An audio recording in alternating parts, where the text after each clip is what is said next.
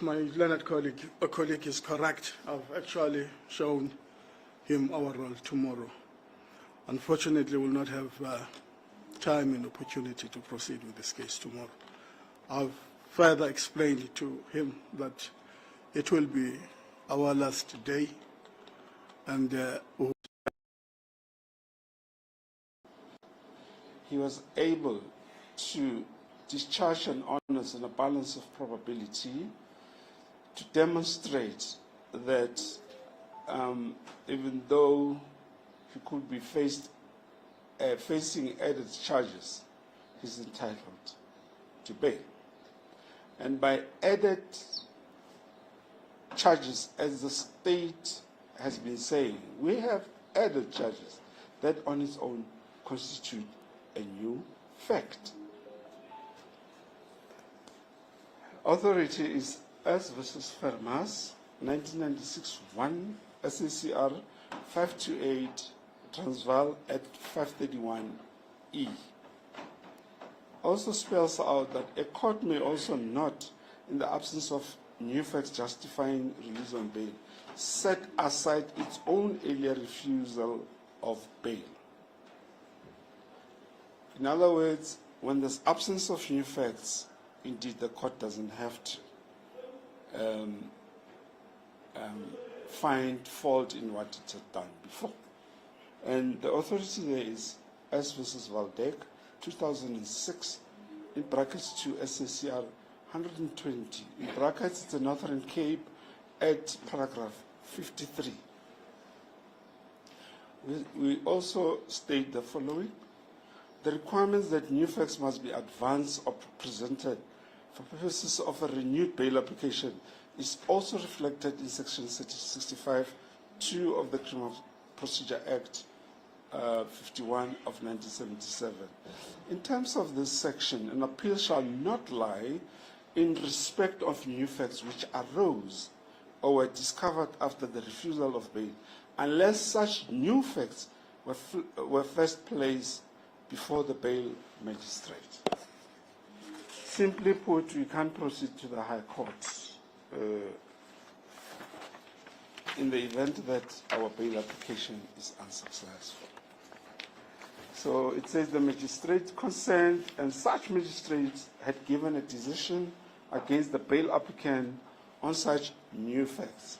The effect of Section 65(2) is that it merely precludes the right of appeal on new facts, not before the bail court. Now, what are the issues, germane issues we're dealing with here? And the issues are stated there, and the issues in our heads. On page 2 is that the dispute is a two-legged inquiry. Firstly, the question is whether the evidence can be adjudged to be new and relevant for the renewed bail application. And if so, whether it may be considered in conjunction with all the facts placed before the court in previous application and not separately. But of paramount importance are the new facts. If the court finds, yes, that there are new facts, then are they relevant for purposes of bail? And if they are so, then the court has to determine the fundamental question as to whether the accused did adduce evidence to satisfy the court that is entitled to be released on bail by showing exceptional circumstances. C, the relevant law. A bail inquiry is an ordinary judicial process adapted as far as need be to take into account or take account of its peculiarities, and that is to be conducted impartially, judicially, and in accordance with the relevant statutory prescripts. Why do we mention the Lagrange in all these cases? Is that Section 6011A of the Criminal Procedure Act explicitly, unequivocally states that a bail on new facts can be brought either by on affidavit or by viva voce evidence. And in this case, we have elected to bring this application on affidavit, which is also supported or strengthened by documentary evidence which I've displayed to the court, the contents of the docket to show at what time this person, the deceased, died, as to opposed to what the court found earlier on. The docket now reveals what is contained. And I've also displayed to the court that indictment has changed the color, the shape, size of the charges or counts preferred against the accused person. Why do we mention Lekhraj? We pray to this honorable court that it should adjudicate open-mindedly, impartially and fairly, and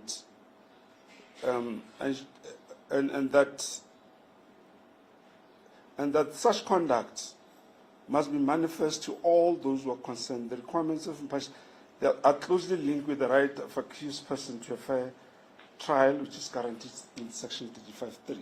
As I said previously, fair trial, fair bail proceedings, one concept cannot be divorced nor separated from each other.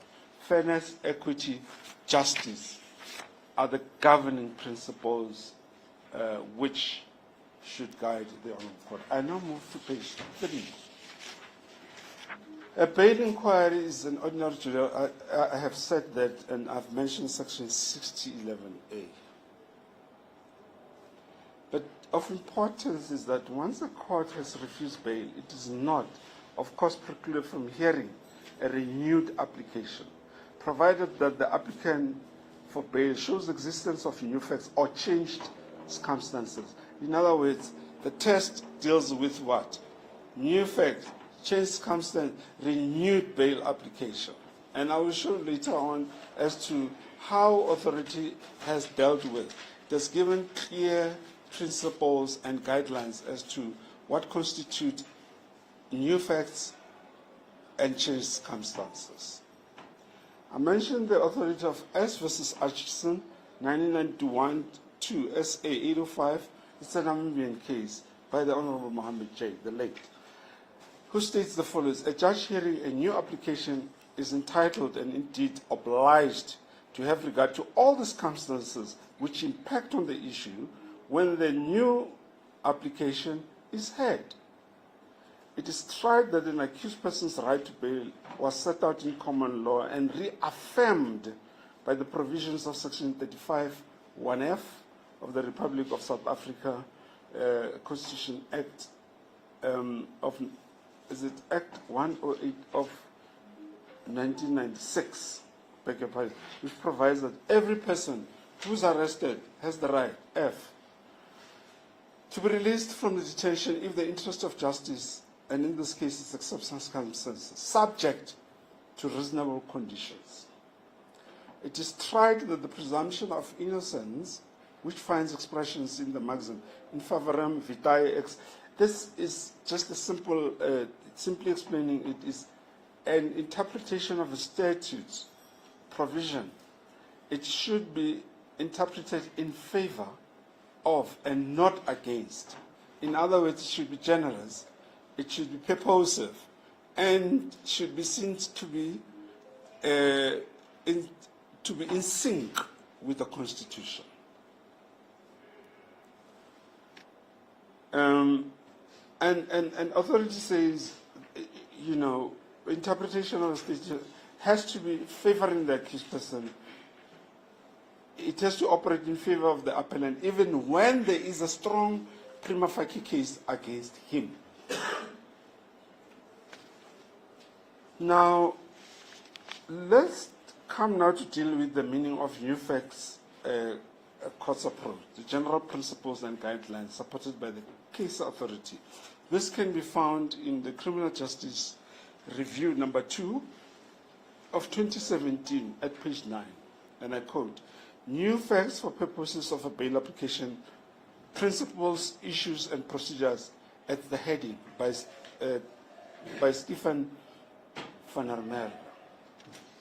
Among other things, he says, the CPA does not prescribe or define what constitute new facts. So now we are sitting with two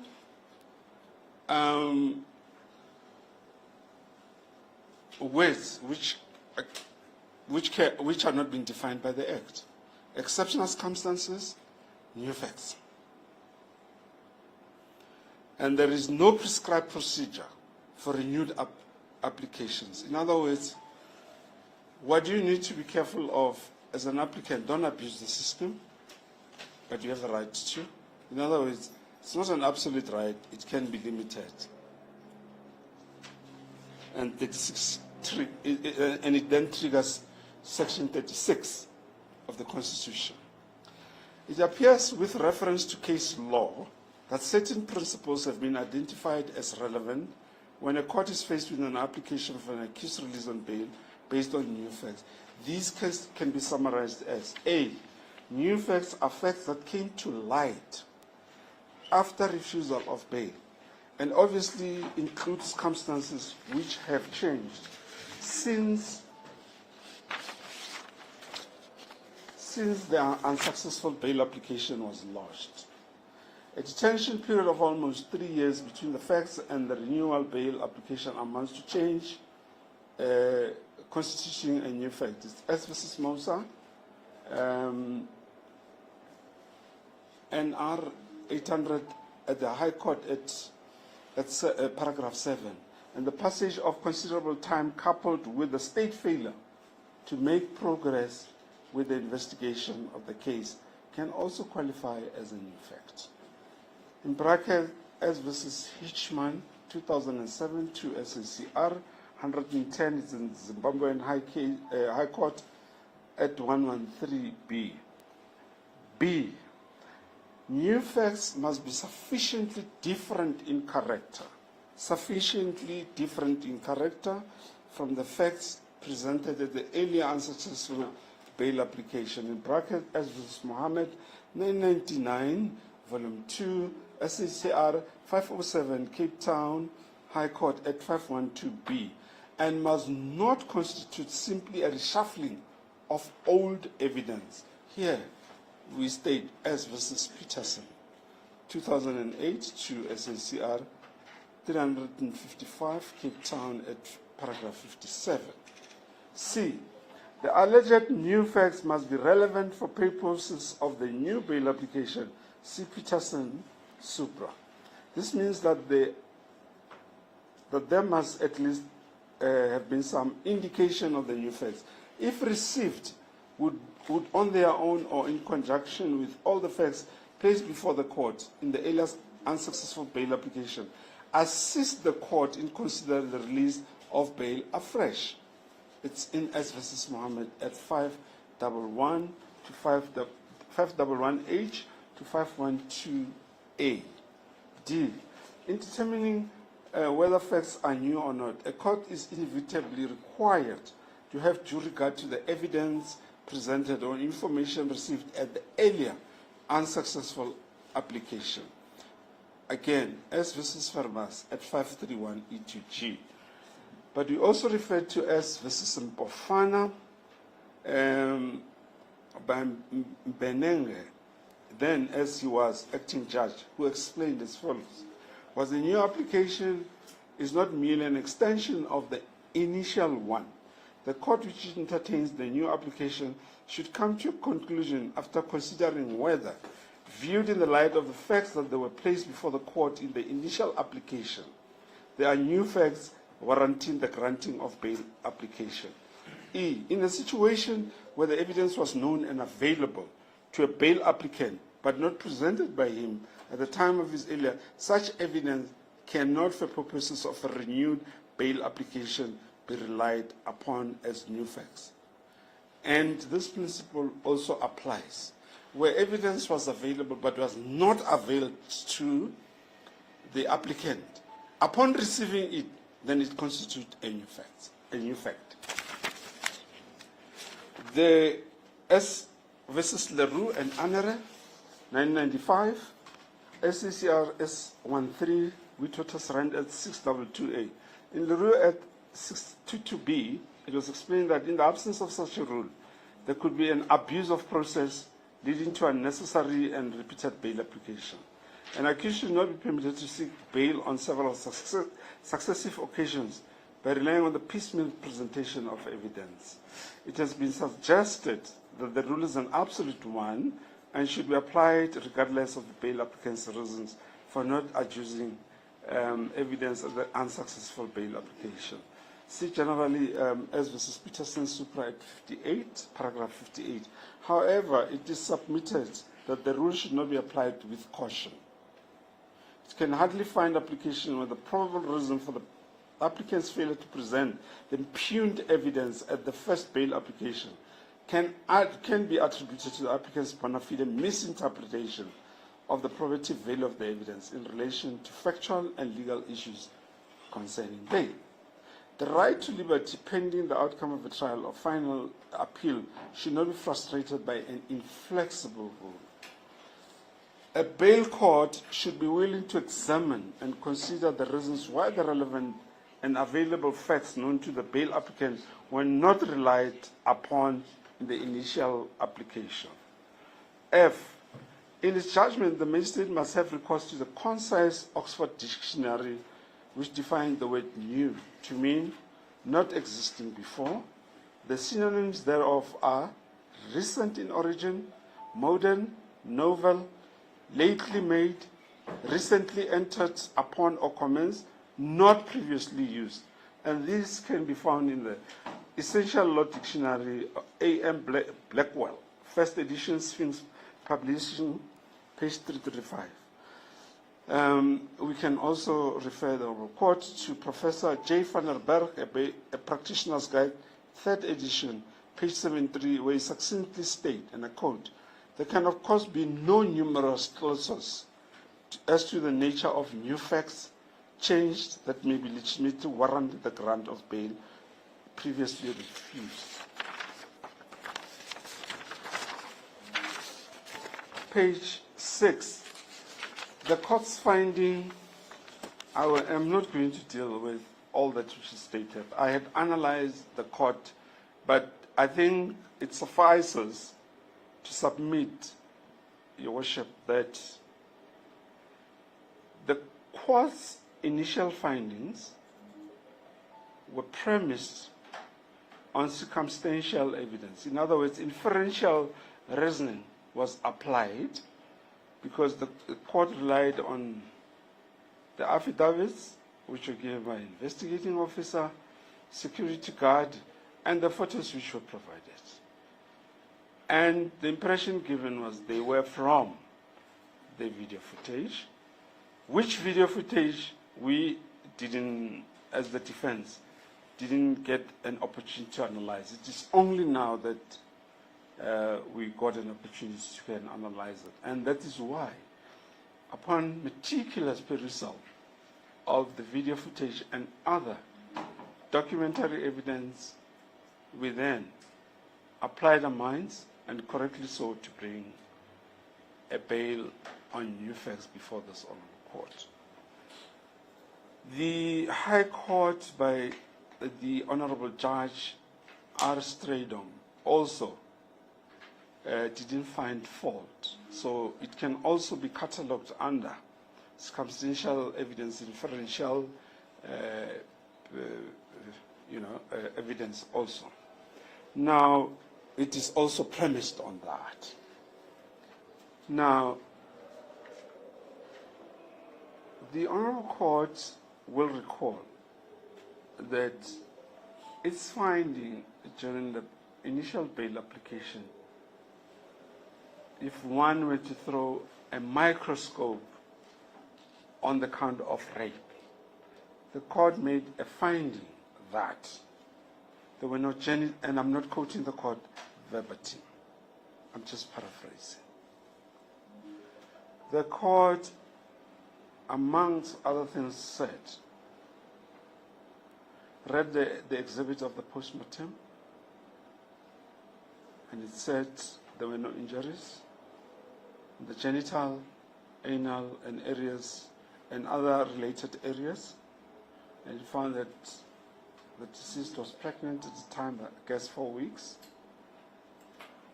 And the court said specifically on rape, there was no prima facie case. However, the DNA can prove otherwise. We submit at this point in time that no DNA has been produced to the defense. Now, what the state has done as per DPP's office has now came with other charges. One can say they're cognate offenses, related offenses, attempted rape and sexual assault. Now, let me briefly deal with the substantive law about issues of rape and so on. Rape, you have to show that there's no consent. Your Worship, we looked at the docket. No one is available to testify on the issue of rape. And on the issue of whether there was consent or no consent, there would be no witness to testify to that effect. There's no eyewitness who even saw this rape and any other crimes happening as we speak. The video footage showed only a snippet of accused coming after, not following, and there should be vast difference. Shows a accused person even standing on the board for some time, reading as to what is happening. That on its own shows that it is a person who doesn't know the locality or the premises. Now, we humbly submit that the issue about attempted rape, sexual assault is new. We never dealt with it.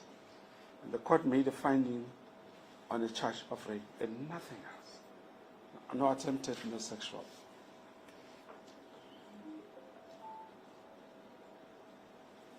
Then bail appeal, I have stated that much cannot be said. But of crucial importance is that Your Worship, in Your Worship's findings,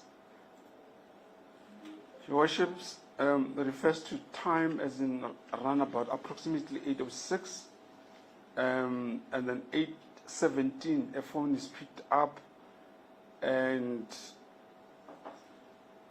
8:49 accused is seen leaving the area. I mean, we have tried to show that times don't tally. And still, the fundamental question to be asked is, at what time was the deceased killed and by whom? The video footage does not link. Instead, it exonerates, if not exculpates, my client from committing these crimes. And I think I will say what I said just to demonstrate how ethical and professional I am, if I have to sound my trumpet, that on the issue of defeating the ends of justice, without any doubt, we plead guilty, but not on any other counts as preferred, old and new. And we won't even take issue of the time 701 and not even, no. Because pleading guilty on defeating is a proper thing to do. But we will not plead guilty to obstruction. But it will be on defeating the ends of justice. And in a humble view, the sentence to be meted out, any magistrate court can deal with this matter and mete out. What is the maximum if we had failed to mitigate in the circumstances, the court wouldn't even go beyond 3 years, but usually 3 years not in custody, suspended, fine, and all that. Because defeating the ends of justice, it's not like interfering with witnesses, showing a panga to a member of the staff of the Alexandra court. It's interfering because you took the clothes, hid them. But those clothes were retrieved. Now let me proceed to page 7, Your Worship.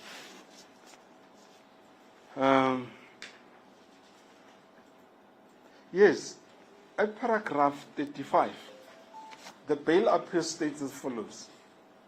The cause of death and the injuries sustained by the deceased are indicative of a high degree of violence. A blunt object was used which caused serious trauma to the head of the deceased. Admittedly, there's only a prima facie case against the appellant based on circumstantial evidence. Now, the cause of death and the sustained injuries are showing a high degree of violence. And now, we watched the video footage. The applicant gets into the premises without any rag, without any weapon, but with his phone. As to why this phone has to be turned into a rag and a blunt object. And I also wish to interpose and say the following, that the blunt object referred to, we have not been shown anything. We do not know what it is, and indeed, if there was a blunt object or a murder weapon, there would have been prints on it, which prints would be, without any doubt, pointing to the person who committed the crime. Now, video footage does not show my client committing this crime. At least, at the risk of repeating what I've said, the blue T-shirt. Now, let me summarily deal with the new facts or changed circumstances and relate them to the principles in there. Your Worship, we have given the court Exhibit R, which is the indictment. Am I correct? The Exhibit R will show that this matter is not trial ready. On the 16th of August, which is next week, it's not like trial is starting. We are still to entertain what is called a pretrial conference, which pretrial conference in probabilities won't see the light of day. And why would I submit like that? I'm submitting precisely because there's partial disclosure. There's so much of outstanding. I have shown the court the docket. Can inform this honorable court that my client's phone has been taken. We do not have the analytic data thereof. Girlfriend, and I said NOMSA, it's not NOMSA. Ntabi saying his phone was taken by the police. We do not have, and for what good reason? Because she's not an accused person. We are told that the cybercrime data, which is almost 20,000, 20,000 pages, we have to peruse and scratch. Now, today is the 7th. Next week will be on the 16th, right? Because it will be on a Friday. Now, we wouldn't have received all the information necessary and crucial for us to can proceed with this pretrial. Hence, we submit that the pretrial will not be a success. But what is the other problem which is created by that? Your Worship should be aware that the DJP of Johannesburg High Court, the Honorable J. Sutherland, has sent a memo about backlogs, especially in the civil section of the High Court. But it would be foolhardy and a very and lack of imagination if I do not think that the same judges who have to deal with the same backlog in civil cases with the same judges who will have to deal with criminal cases. Now, in all likelihood, chances are this matter is not likely to be heard any time this year. By sheer luck, maybe third term, fourth term, next year. We might start because there are other interlocutory applications which we have to bring. We still have Section 87. If they don't make a disclosure, they must then we must then push them to make Section 87 and take them to another disclosure which they have to make. There are still so many issues to be dealt with. As we speak, I have submitted that we haven't received anything to do with the DNA. Now let's talk about the issue of kidnapping. Kidnapping was not before this Honorable Court initially and now on the issue of kidnapping, I can show courts, I can show statements of Anne Kluyts' father. At no stage is he referring. In one statement of his, he is referring to something else. On the other one, he's referring to the head. In fact, on the other statement, he says there were items which were taken by him, but after our bail application, they were in his custody and he gave them to the police. Now, there's also issues about chain of evidence and so on. Now, there's no witness who's going to testify about kidnapping.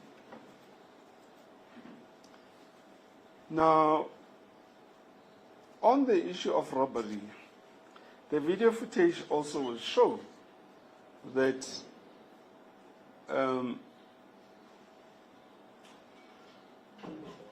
the robbery, in fact, let me put it in this way. The sequence of events on all these counts, we do not know. So whether the person was kidnapped first, robbed, murdered, attempted rape, sexual assault, defeating the end of justice, we know that he says, and we rely on his evidence, upon stumbling on this dead body, which he discovered, because he wouldn't have taken pains to check nose, pulse, and stuff like that, if he knew that this person is dead. Now, on the issue of kidnapping, as I've said, now, let's go to murder. On the initial bail application, we dealt with pre-planned, premeditated murder. Now, DPP does not prefer that one, prefers murder. And I wish to draw the distinction between the two. For pre-planned murder, in the event that you're found guilty, the sentence varies from pre-planned to murder. When it's pre-planned, life. as a first offender. Murder under Section 51(1) as a first offender, 15 years. And this shows that indeed the law does not treat the two as being one thing. They could be having the same elements, but on the other one, you have to also put an extra coating of at least showing that there was pre-planning. And pre-planning is an aggravating factor in that you have an intention, you know when you are going to execute it, and how you are going to execute it. But with murder, that's why in murder you don't have to prove pre-planned. Now, I have also shown the court on the indictment that addresses. The addresses which are on the indictment refers to where he was staying when he was still at Varsity College. And it was clearly stated that he is suspended from school, being the Varsity College, and he now has to go back home. In other words, whatever career he was following there at Varsity College is doomed. He has to look somewhere else.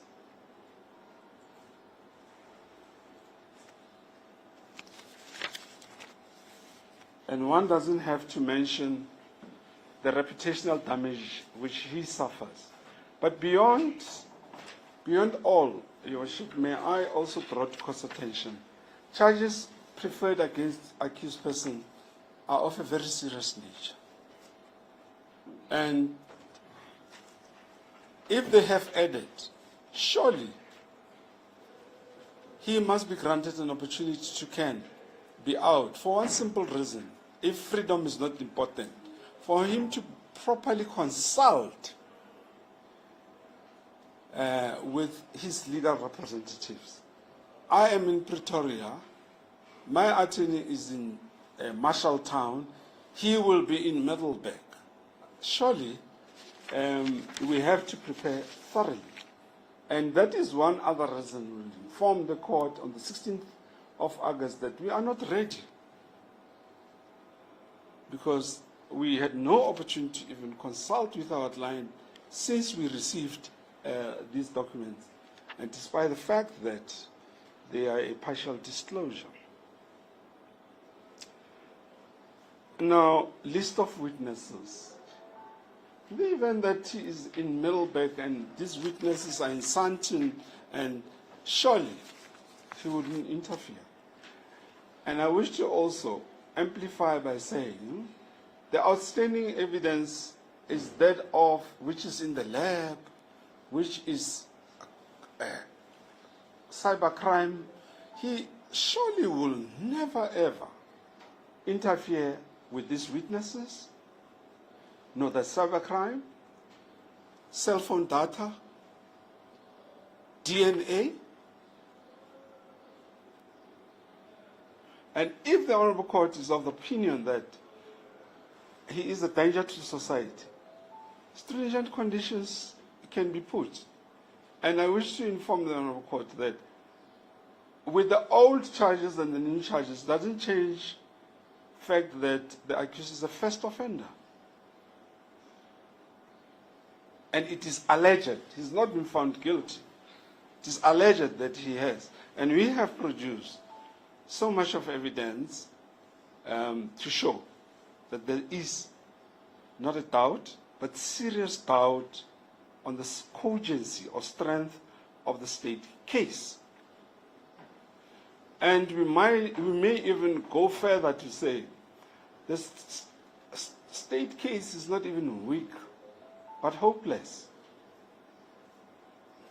And given a chance in the High Court is doomed to failure.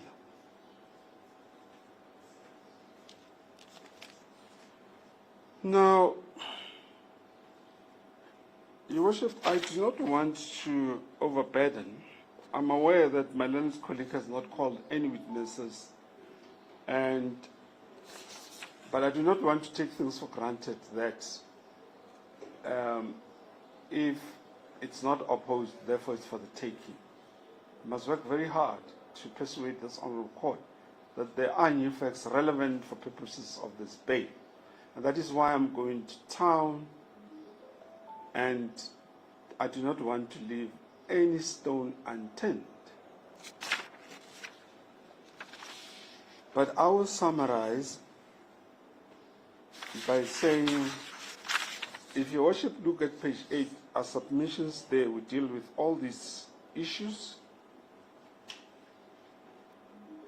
and we submit that the charges are sufficiently different in character than the earlier ones in the unsuccessful bail application. These counts were unknown and unavailable or presented in the earlier application.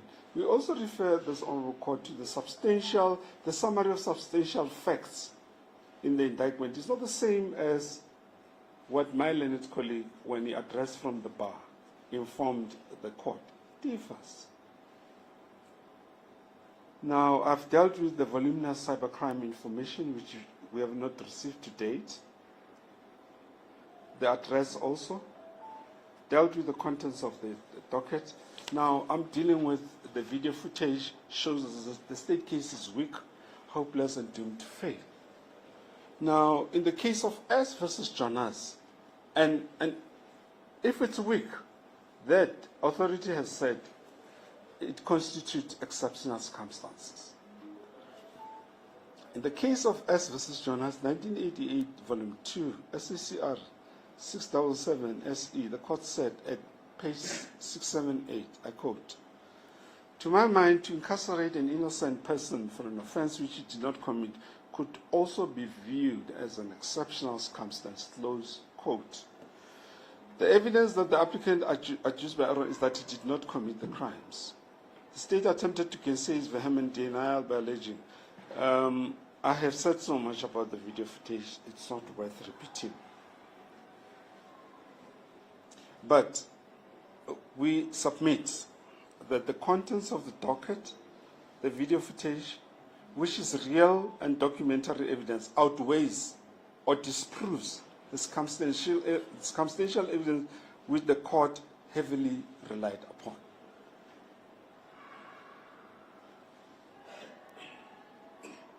The docket and the video footage demonstrate that the state failed to make out a prima facie case against the applicant, but only on the crime of defeating the ends of justice.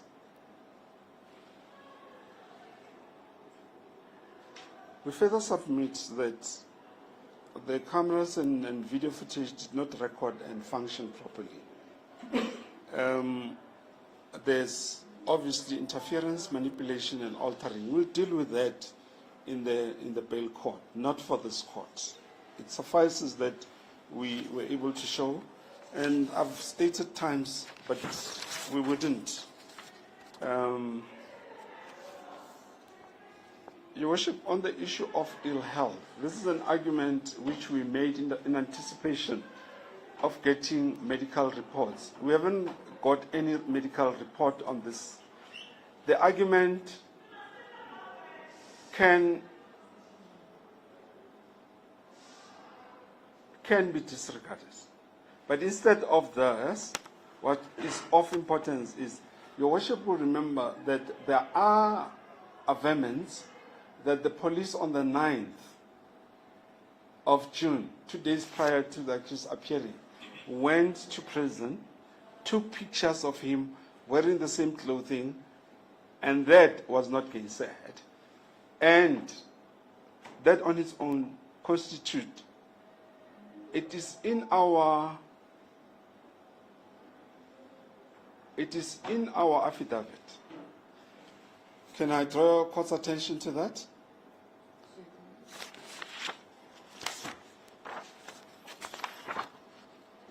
Let me take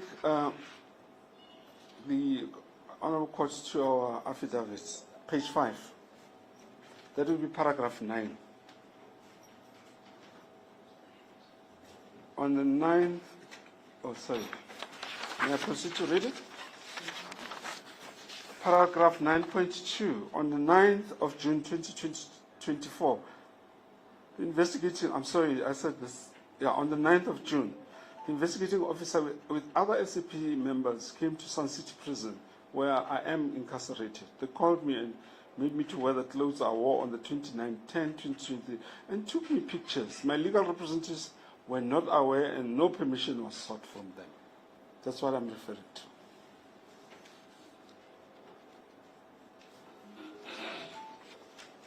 Does that clarify the point? Thank you.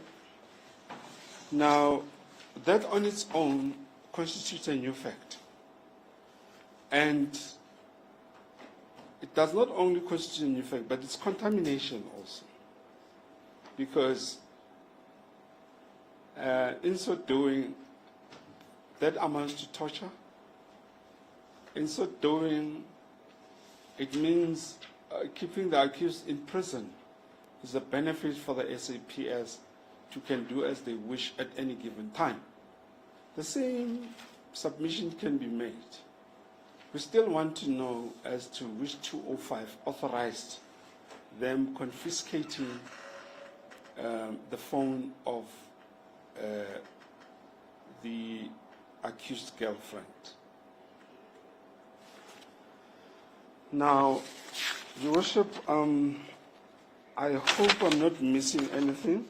I have dealt with the guidelines and principles, new facts that came to light. What I, in summary, have dealt with is facts which came to light after the bail. Why do we say so? At the time when we proceeded with the initial bail application, we never had the video footage. We never had the docket. We never had the indictment.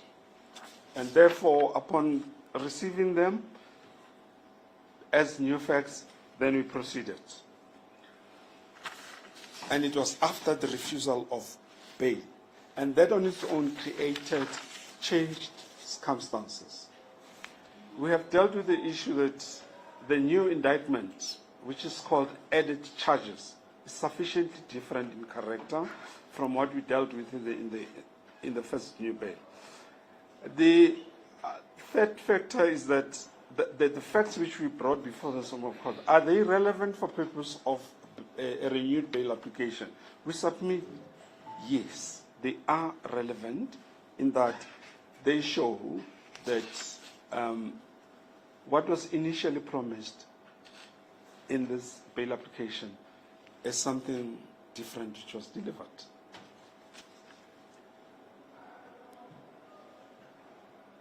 Yes, in determining whether facts are new or not, a court is inevitably required to have due regard to the evidence presented or information received at the earlier and unsuccessful. It's in conjunction, old and new. They should be married. Otherwise, we are operating in a vacuum. Was this evidence known and available to us at the time when we proceeded with the bail application initially? Big no, because we didn't have the docket, the video footage, and the indictment.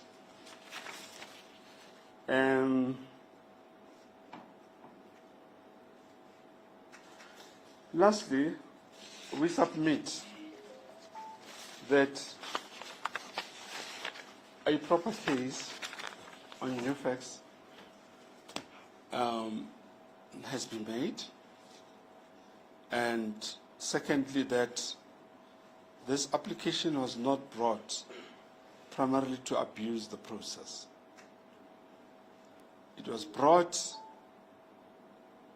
on genuine grounds, which are grounded in wisdom and experience, and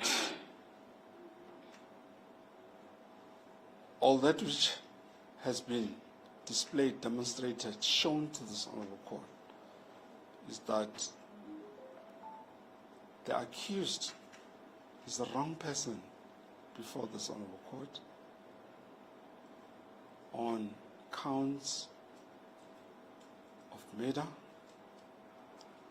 kidnapping, robbery with aggravating circumstances,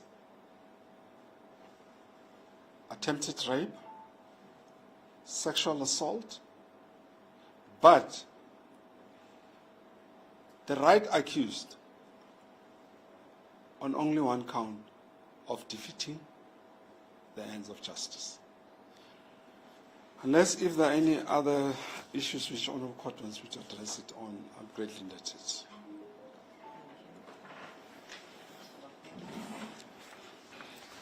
Bishop, the state will not be presenting its address on judgment today, as it is after 3. Besides that, it is common cause that we have actually received the application itself today, and even the submissions that my learned colleague have presented before this court. But the main reason is a question of time. We did not take lunch hour in this court, so that at 3 o'clock we will be done and start to prepare for tomorrow. I'll humbly request that my learned colleague take instructions and look at his diary. We arrange another day to show.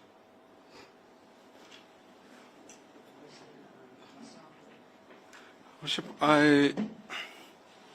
I'm in the capable hands of this honourable court.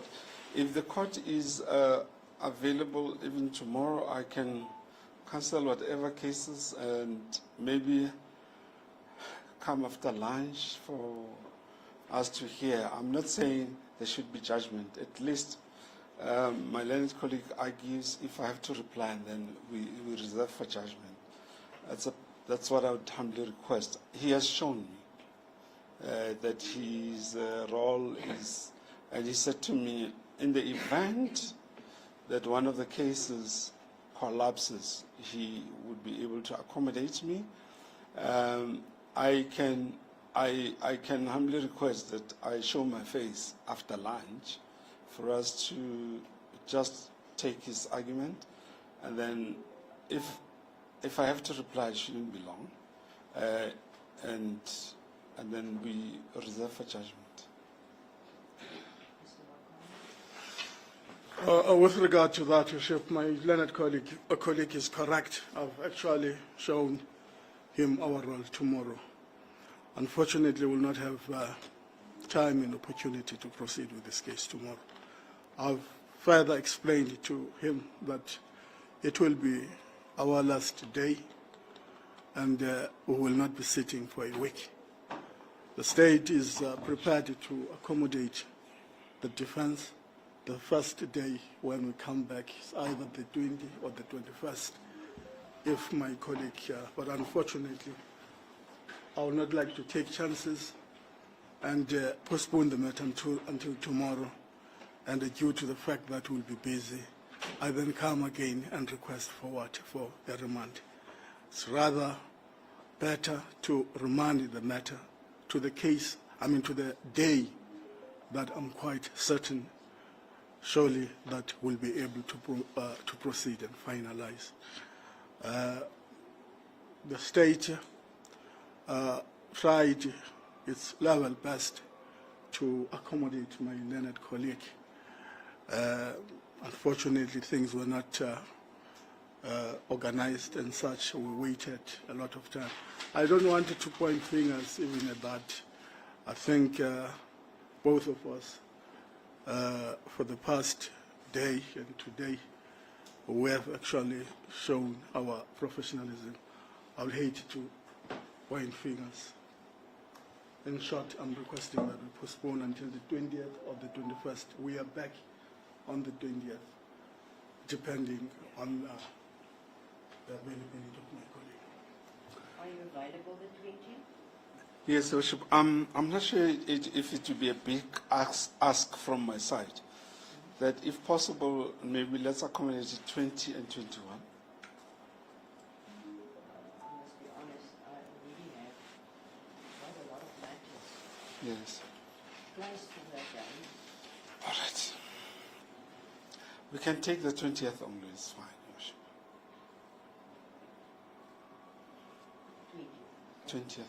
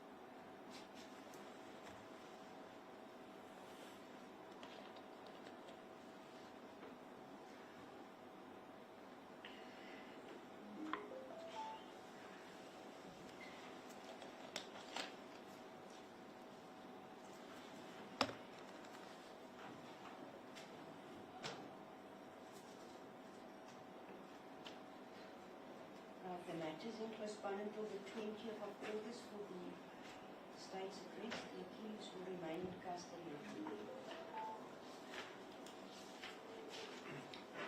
then. The court, please. Business? Should it is then our role, unless if in terms of the court book, but as far as I know, this was our last meeting.